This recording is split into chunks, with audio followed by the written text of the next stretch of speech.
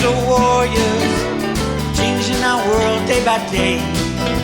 The way of the crypto warriors, can't rely on the bankers, no way. Hey guys, Bix Weir, roadtoruta.com.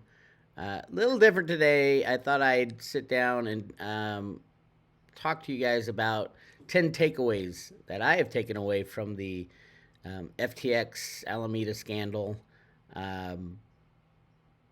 These are overarching things. I think why this operation, yes, I do think it was an operation done by, I'm hoping the good guys, but could have been the bad guys. I mean, clearly Tether funded the whole thing. I have 10 takeaways that I think the public will learn from this experience. And this is nothing new, by the way. If you've been following the criminality within our financial system, I've been on this case for 22 years, and mainly in silver, and then it leaked over into crypto. There's no difference. Stock market, bond market, the COMEX, FTX, Coinbase, Binance, they're all the same. They're all the same. And here's 10 lessons, hopefully, that everybody will learn. I went old school today. I put it on a piece of paper so I can talk about it. Lesson number 1, and this is something I think everybody will learn when this debacle is over. Exchanges are the worst place to hold your assets. I hope everybody understands this. And this is not just FTX or Mt. Gox. This is the New York Stock Exchange, the NASDAQ, every stock exchange on the planet. When people are in charge of controlling assets and regulating assets, there's going to be fraud, there's going to be manipulation, there's going to be a lot of things done to bribe politicians and regulators, and a lot of times it's just, hey, we have to keep the system going or everybody will lose everything. So they sacrifice all their integrity, their brain goes out the window because for the good of the system. And that's what I hope a lot of people will learn. If you don't have your assets in your own possession, you will lose them for various reasons. One, the biggest is rehypothecation, meaning for every asset they have, they trade and they throw them in derivatives. They're used 5 or 10 times in different places. And that's exactly what FTX was doing, potentially. Or it could have just been a flat-out scam where they're buying Tether with all the assets that were put in. Tether's creating these coins out of thin air, and all the money's shuffling over to Tether. It was like $39 billion worth of Tether that was laundered through FTX. So go after those guys, and we all know who they are. But that's the number one thing. As a personal, independent, sovereign being on this planet, you need to take care of your assets now more than ever. Get your assets in your own possession. Get your cryptos in your own possession. Get your metals in your own possession. It's all that's going to last when this thing falls apart. All right, number 2. Leverage and derivatives can destroy any size asset base in an instant. That's what made, supposedly, we don't know the full story yet, if there was anything there. But I believe there wasn't much there. They took all the real assets, and those were stripped out of FTX and Alameda, and left them with the derivatives.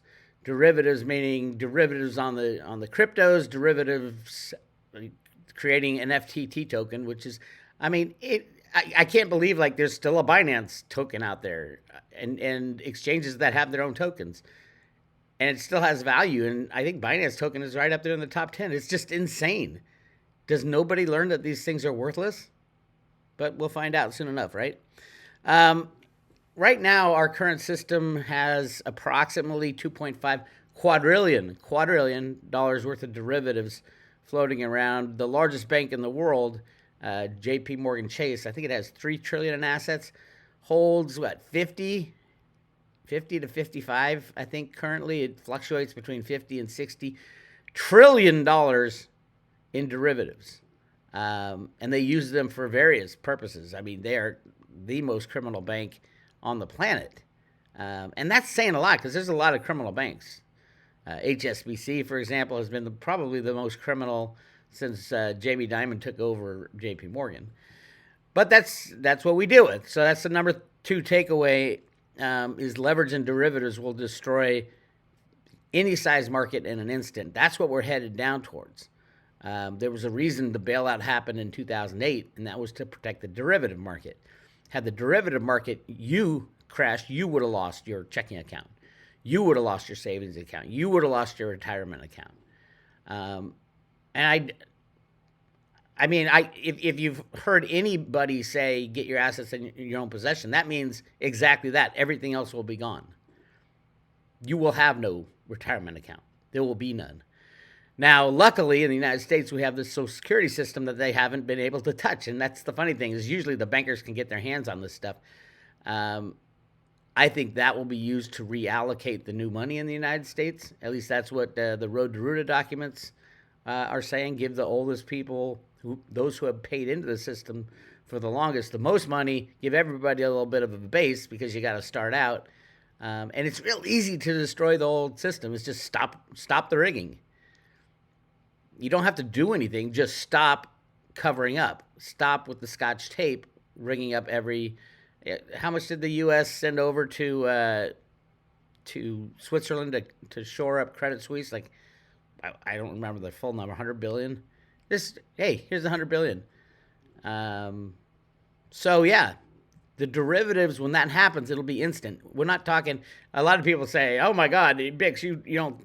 It can't happen that fast. It can't happen in the next couple months."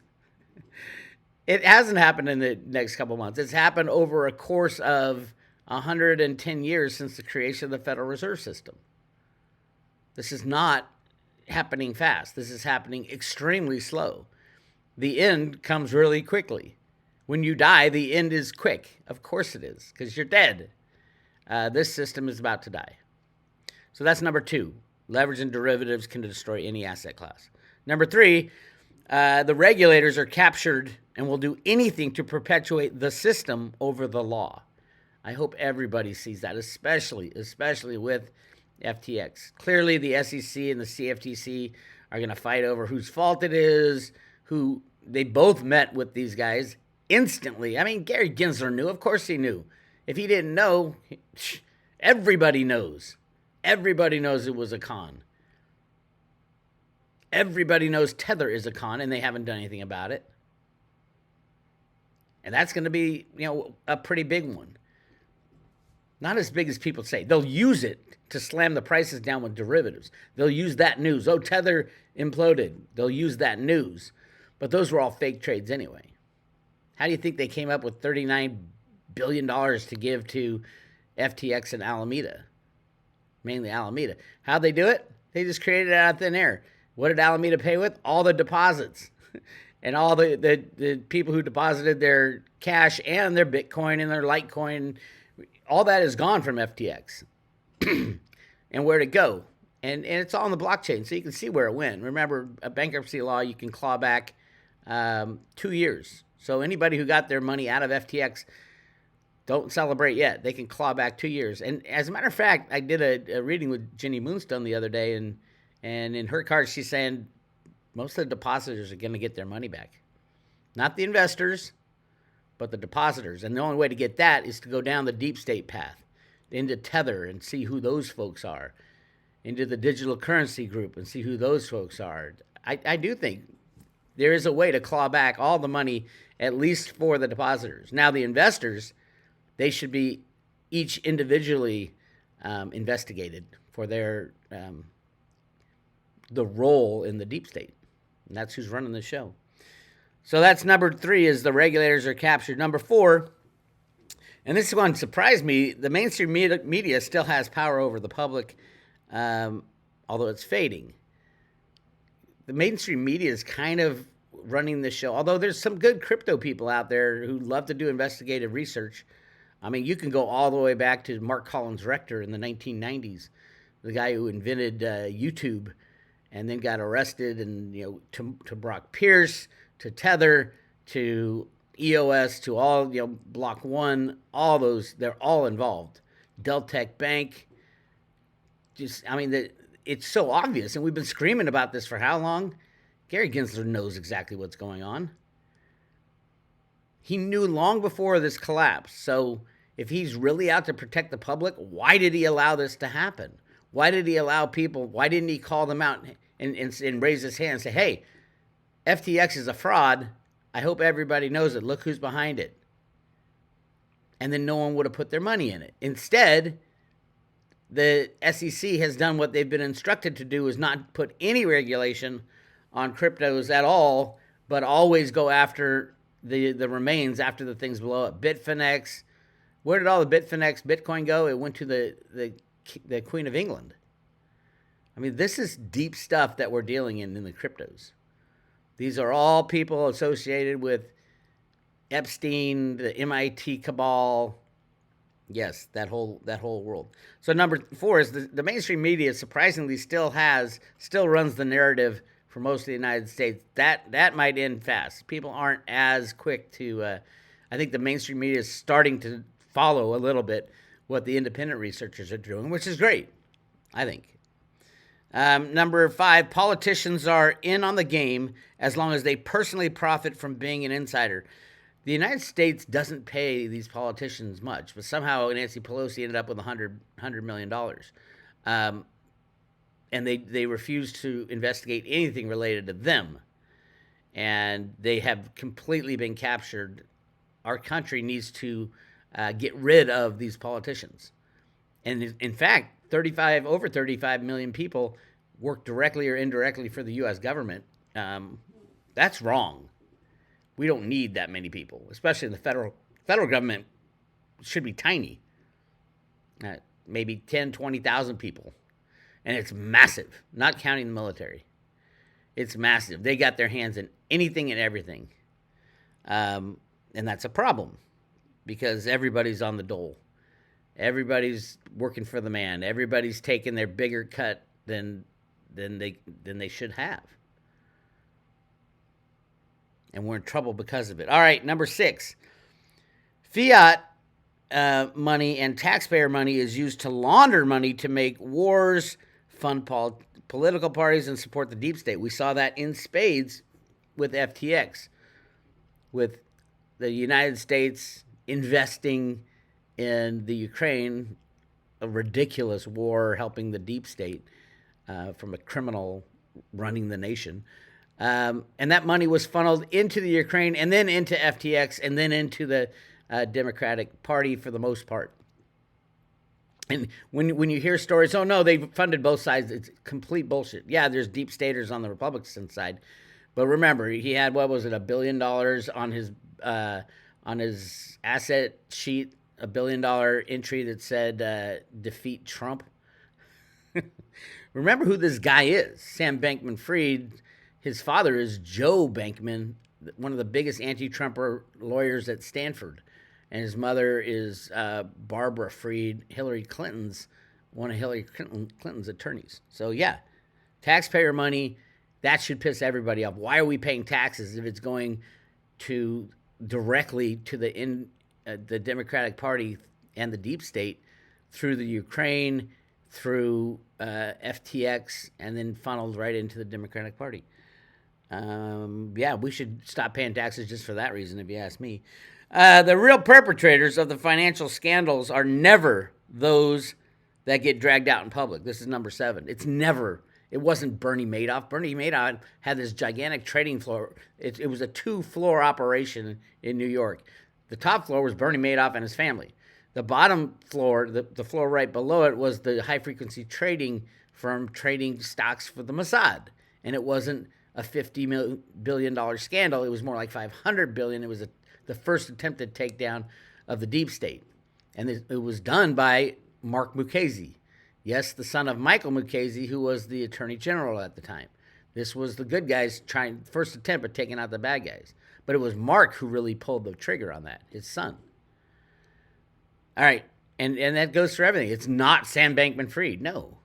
You got to keep going back and back and back. You're going to run into Brock Pierce. You're going to run into Mark Collins Rector. I don't know if the guy's alive anymore. Yes, the inventor of YouTube in the 1990s. And you might say, Bix, YouTube was invented in, 2005. That's wrong. Your information is wrong. Here, let me show you what a patent for YouTube looks like. Does that look familiar? Do those little boxes look familiar? Look at the date and look who's right on the top. February 13th, 2001, it was granted. It was submitted in June of 1999, and the people who submitted it there he is, Mark Collins Rector. Mark Collins Rector, who controlled Brock Pierce in the very early days. Why do you think Brock starts an entity or an operation and then goes away really quickly? He's running the show for Mark Collins Rector. If that guy, see, I don't know if he's alive. Somebody told me he died, but when you build an operation like that, a deep state operation, there are many tentacles in this thing. So who knows?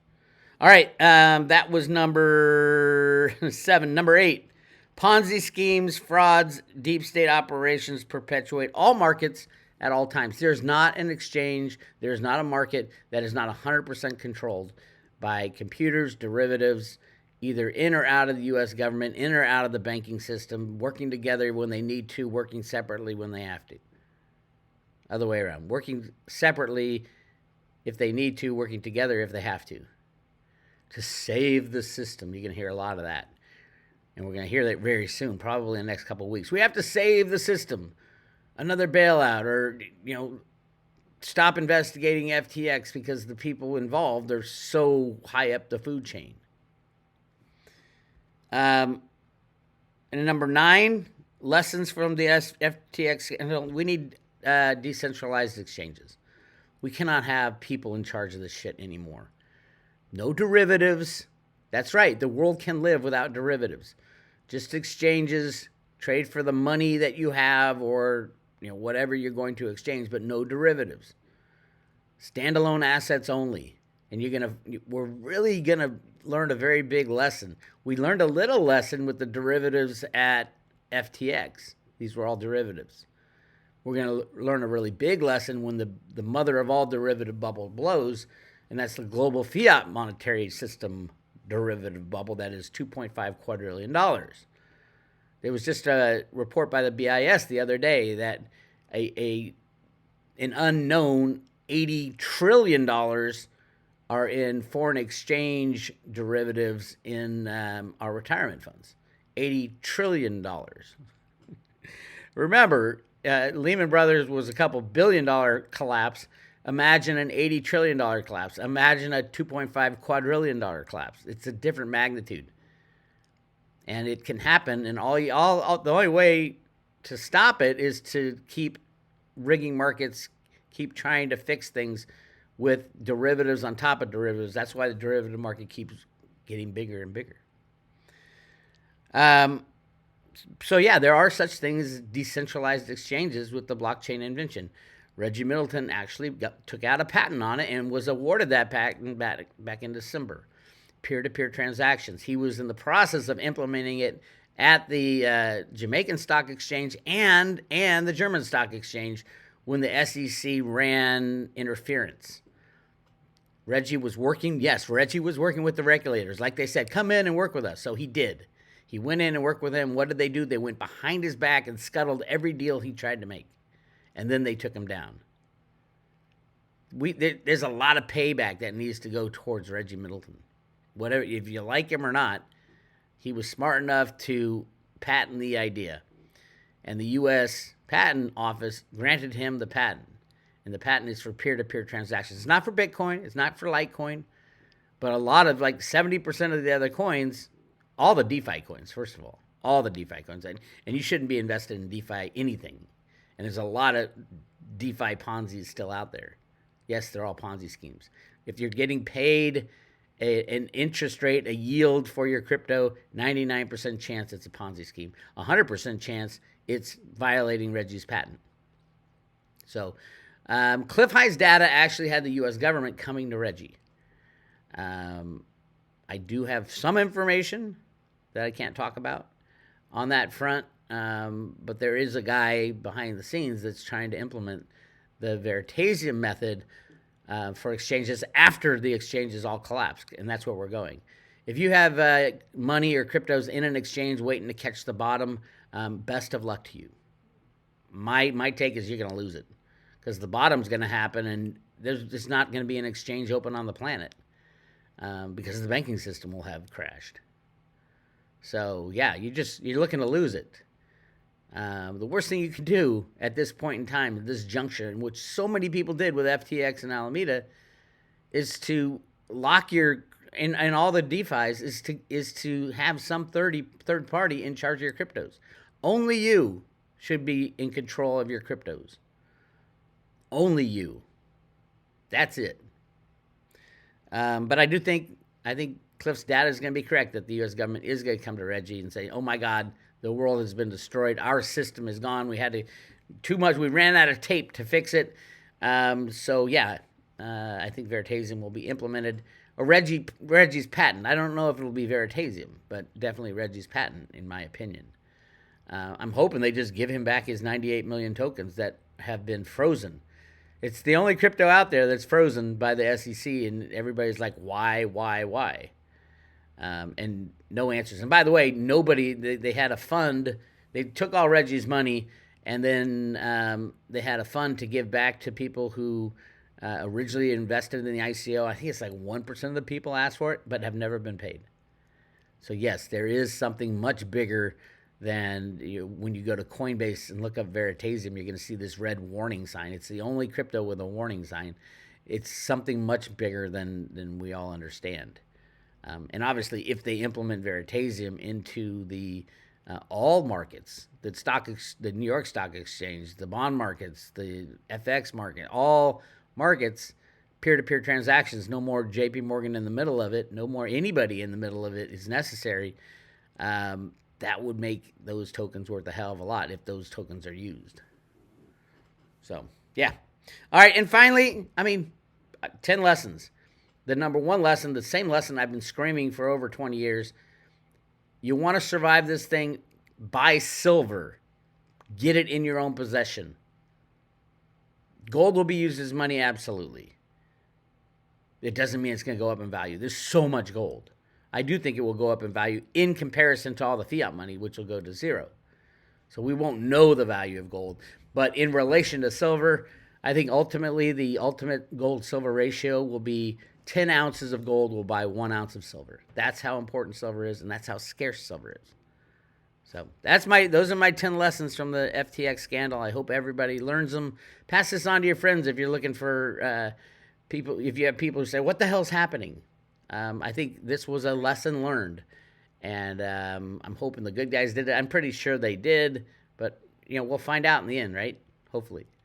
This is Bix Weir, roadtour.com. I'll talk to you later.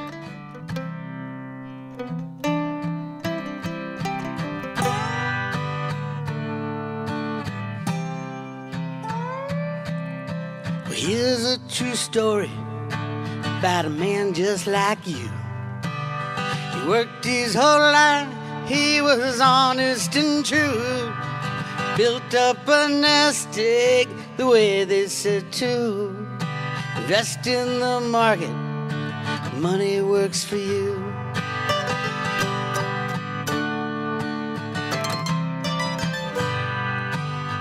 And everything is fine, picking the winners every time.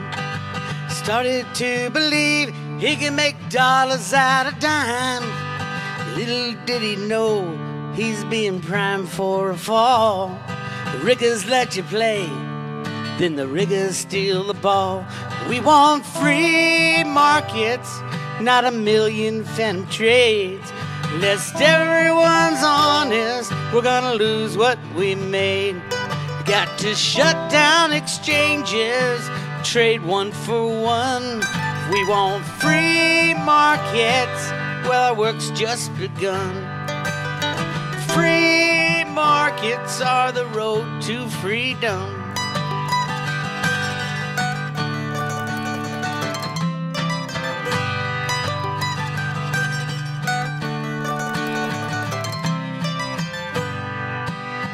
Capitalism, not as bad as they say.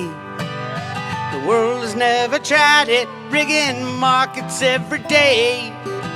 Socialists fail every time in every way. We need a better system to forge a better day. We want free markets, not a million phantom trades. Lest everyone's honest, we're gonna lose what we made. We gotta shut down exchanges till they trade one for one. We want free markets, our work's just begun. Free markets are the road to freedom. I said free markets are the road to freedom.